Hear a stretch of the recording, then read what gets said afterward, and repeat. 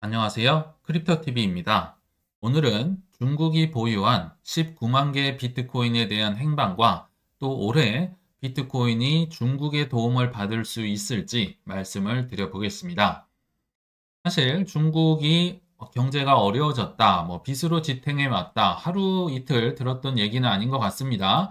망해간다고 하는데 이게 이제 데이터로도 증명이 되고 있거든요. 자, GDP 대비한 빚의 규모가 이제 미국과 유럽은 그래도 20년, 21년도를 기점으로 해서 점점 떨어지고는 있습니다. GDP가 좀 올라가는 것도 있겠죠. 그렇지만 중국은 사실 2008년도 베이징 올림픽을 계기로 거의 45도 수직으로 빚이 성장을 하고 있음을 알 수 있습니다. 자, 이렇게 빚으로 경기 부양으로 이렇게 경제를 살려오고 G2 반열에 오르다가 부동산이 엉망이 되니까 굉장히 힘들어졌다고 하거든요. 자, 근데 작년 말에 시진핑이 뜬금없는 소리를 합니다. 자, 올해는 2024년 얘기하는 겁니다. GDP가 5% 안팎의 목표를 달성할 것으로 예상된다. 너무 고무적이다. 이런 얘기를 하거든요.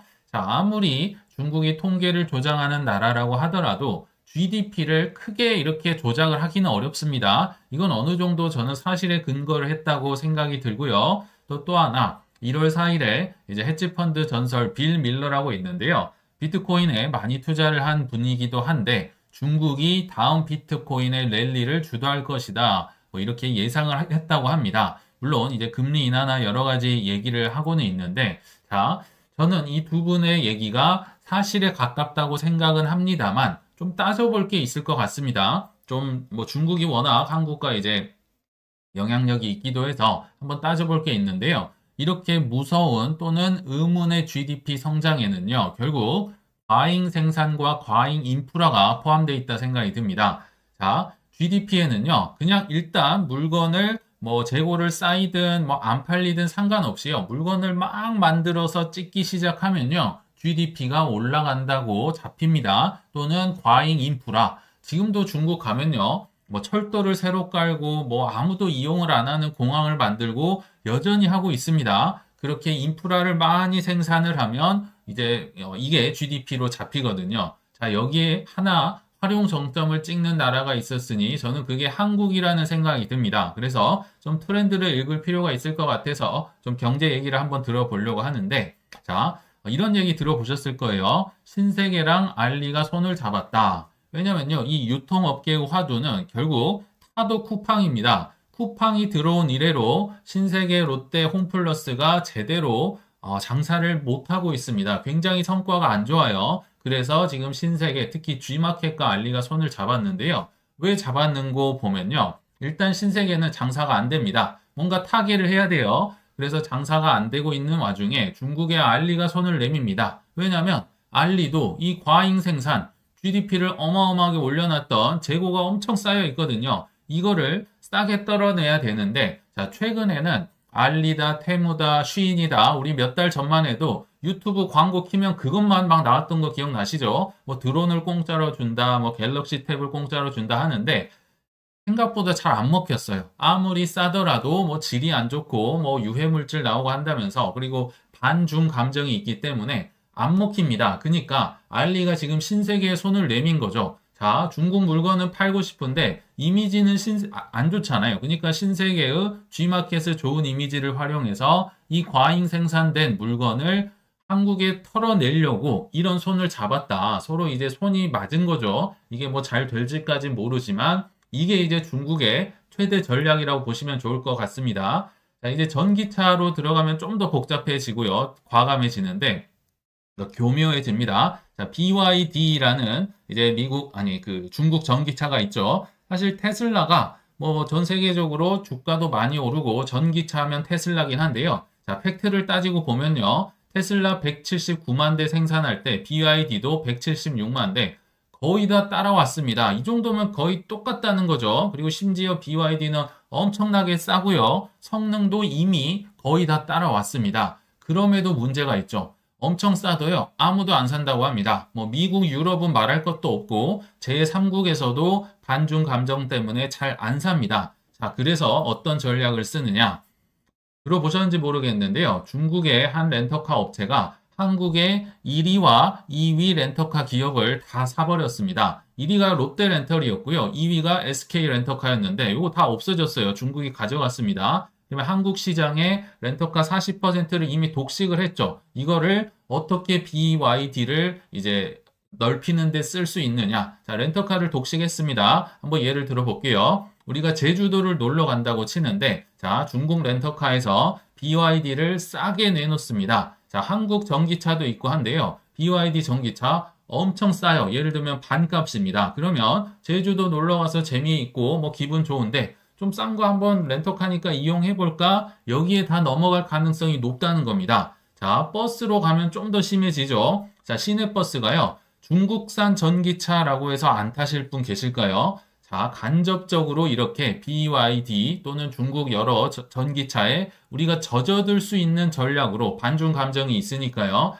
중국이 그런 전략을 쓴다는 겁니다. 그래서 이런 브랜드에 익숙해지고 싼 맛에 익숙해지다가 점점 우리의 이제 한국으로 침투할 가능성이 높다. 왜요? 과잉 생산했으니까 보고 팔아야 되는데요. 한국은 이렇게 그렇게 세제 혜택도 좀 있다고 합니다. 다른 나라에 비해서요. 그러니까 중국이 한국으로 들어오려고 벼르고 있다. 즉 GDP의 상당 부분이 한국에서 일어날 가능성이 높다 생각이 들고요.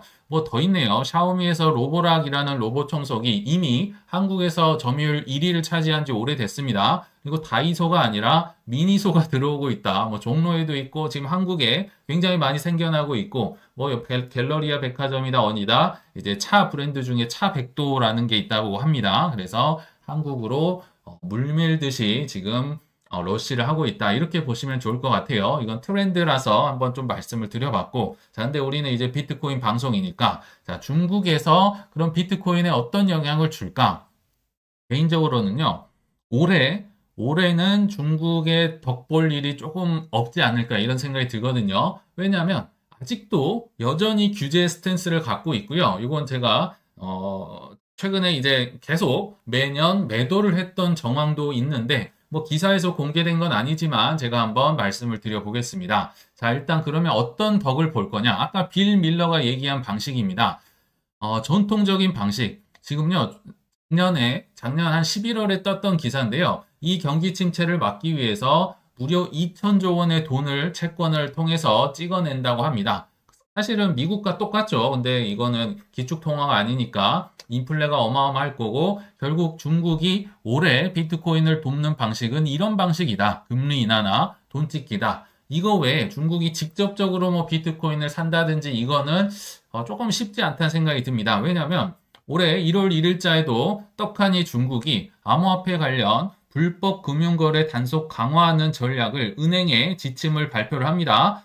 불법 금융활동 모니터링 강화해, 신고해. 그래서 은행들은요, 개인 또 신원하고 자금 출처 밝히고 빈도는 어떻게 했고, 이거를 다 추정을 해서 보고를 하려고 굉장히 강화를 오히려 시켰다고 해요. 또 12월 말일에도 중국의 인민은행도 보고서를 통해서 외환으로 가져가려고 한다든지 환전을 한다든지 특히 암호화폐를 콕 집어서 규제를 강화한다고 하거든요. 그리고 또 뭘 보면 알 수 있냐면요. 사실 알리페이 이런 데서 작년 12월 중순에 비트코인 ETF 광고나 코인베이스 광고 떴다고 제가 한번 소개를 했던 기억이 나는데요. 자, 그거 뜨자마자 알리페이가 정말 불이 나게 달려와서 그거 우리 광고 이거 거짓 뉴스다, 페이크다 하면서 사실무근이다 하는 걸 볼 때 아직도 중국이 스탠스를 바꾸지 않겠구나 이런 생각이 든다는 거죠. 자, 그러면 최근에 그럼 러시아나 중국은 사실 금은 또 왕창 샀었어요. 최근 들어서 심지어 개인들까지도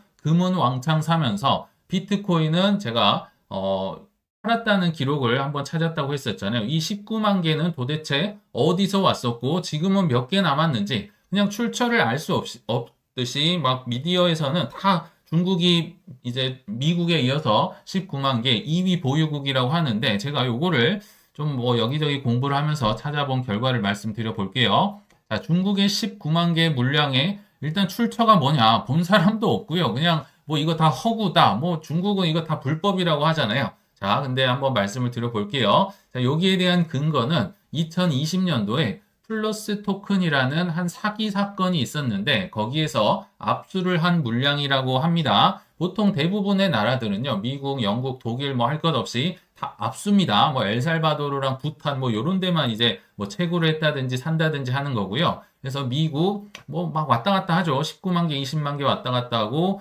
이 19만 4천 개 그냥 우리는 사람들이 그러니까 저런 게 있나 보구나 이렇게 받아들이지 사실 이게 어디에 있고 본 사람 알 수가 없어요. 그리고 이제 뭐 영국이다, 우크라이나다, 뭐 부탄, 뭐 엘살바도르, 핀란드, 뭐 조지아, 그리고 독일은 5만 개 있는 거 다 팔아버려서 0으로 떴네요. 자, 여기에 대한 이제 말씀을 드릴 텐데 제가 뭐 여러 가지 공부를 하다가 예전에 뭐 미래에셋증권의 이제 중국의 법인 대표이사로 있는 뭐 신영관 대표님이 뭐 이런 뭐 영상을 만드신 게 있어서 이분이 이제 중국 전문가다 보니까 전문가의 의견을 좀 들어볼 필요가 있을 것 같아서 한번 소개를 드려볼게요. 왜냐하면 제가 볼 수가 없겠더라고요. 이게 뭐 해석이 안 되니까. 자, 이분에 따르면 강소정의 염성시의 이제 판결문 사기 사건이니까 뭐 1차, 2차 가가지고 땅땅땅 너는 뭐를 들고 있었고 뭐를 환수하고 뭐 이게 이제 판결물이 있을 거 아니에요. 자, 2020년도 11월 26일에 이 판결물이 있어서 제가 한번 말씀을 드릴 텐데 다른 거는 저도 잘 모르겠고요. 자, 플러스 토큰 영어는 보이네요. 그리고 비트코인 뭐 31만 4천 개, 뭐 비트코인 캐시 보이죠? 뭐 대시코인, 도지코인, 라이트코인, 이더리움, 이오스, XRP 뭐 이렇게 이제 범죄자 물량을 압수를 했나 봅니다. 근데 이게 굉장히 어려워서 한번 소개를 해드릴 텐데 자, 일단 결론부터 얘기 드리면요. 이분은 아마 범죄자들의 물량이 한 32만 개 정도 있었던 것 같아요. 비트코인의 경우요. 근데 그 중에서 아까 계속 19만 4천 개 이게 공식적으로 나오고 있잖아요. 19만 개만 뺏어서 환수를 했고요. 나머지 한 13만 개 정도는 이 범죄자도 이제 자기 물량 빼놓거나 뭐 팔아서 먹고 살아야 될 거 아니에요. 그래서 13만 개 정도는 이미 뭐 어디론가 팔려 나갔거나 뭐 개인 범죄자 지갑으로 흡수됐을 가능성이 있고 그래서 이 19만 개가 계속 사람들 입에 오르내리고 있다. 이렇게 일단 생각을 해주시면 됩니다. 자, 근데 이걸 어떻게 알 수 있느냐? 공식적인 문서는 사실 이게 공식적인 문서입니다. 나머지는 뭐 그렇게까지 이제 19만 개를 설명할 방법이 없습니다. 근데 그러면 아까 제가 몇 개는 좀 판 것 같다고 말씀드렸죠. 그게 이제 여기에 나오는데 자, 2020년도, 21년, 22년, 23년 기업의 재무제표처럼요.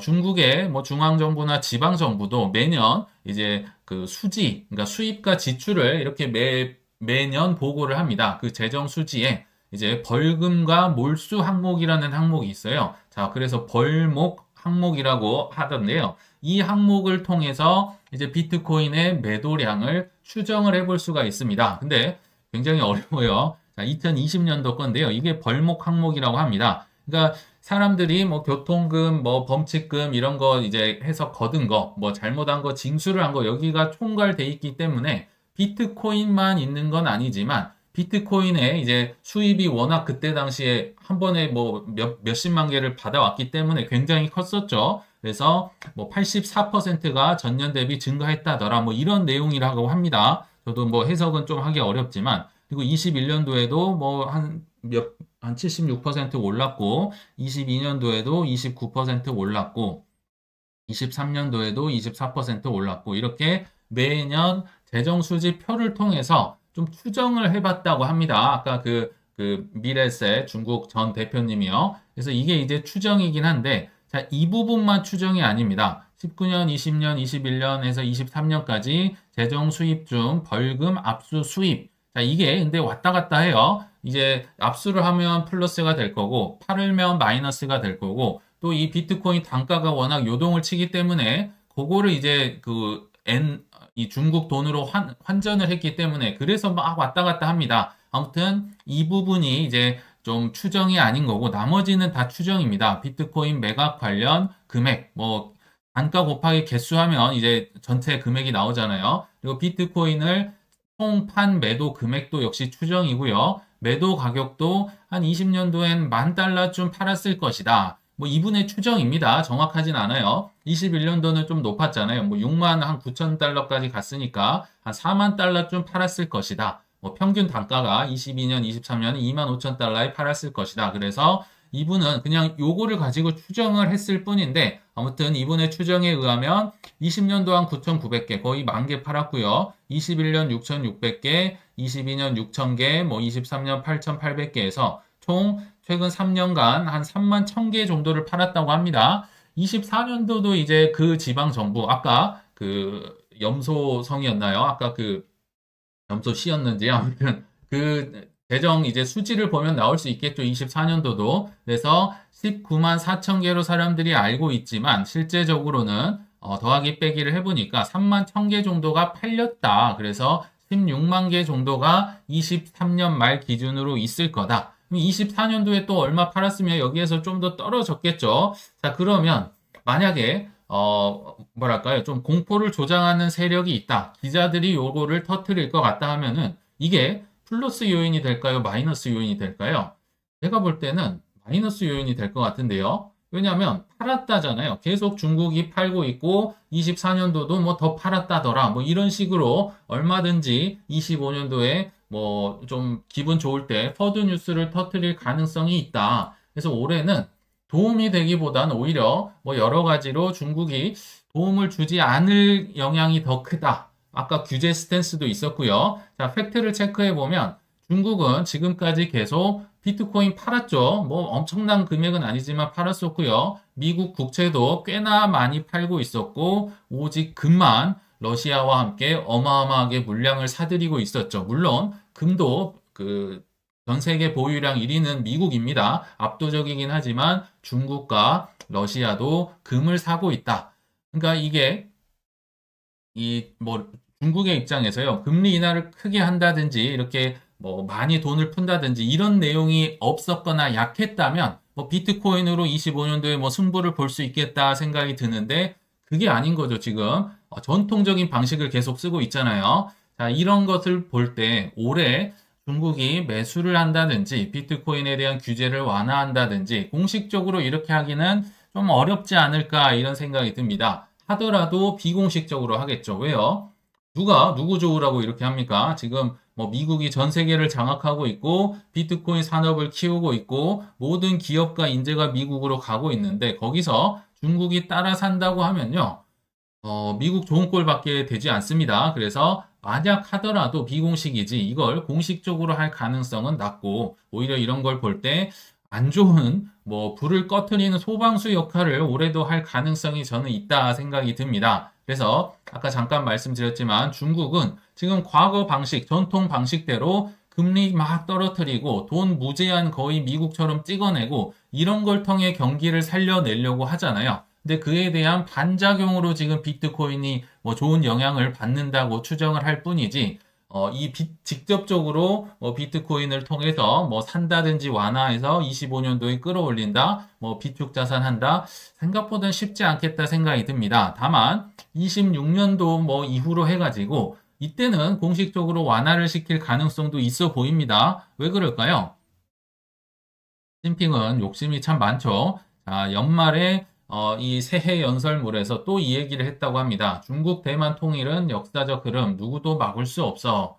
이거를 하려면요, 결국 러시아처럼 비트코인을 지금 그 브릭스 통화라든지 페이라든지 비트코인의 적극적인 곳은 정말 뭐랄까요, 다급한 러시아뿐입니다. 중국은 약간 한 발 떨어져서 지금 지켜보고 있거든요. 왜냐하면 그렇게 막 직접적이지 않기 때문에. 그래서 이런 걸 보면 제재를 회피하기 위해서, 그리고 결국 올라갈 때 이 미국 좋아하는 일보다는 떨어졌을 때 이제 엄청 패닉이 왔을 때 이럴 때 저가 매수를 하면 실리도 챙기고 명분도 챙기고 여러 가지 이유가 있겠지만 올라가고 있을 때 미국을 도와준다, 쫓아간다, 그거는 저는 쉽지 않겠다 이런 생각이 듭니다. 그래서 오늘 좀 중국 얘기를 길게 하긴 했는데 중국이든 미국이든 그들의 탐욕 덕분에 코인은 오른다. 이걸 좀 기억하셨으면 좋겠어요.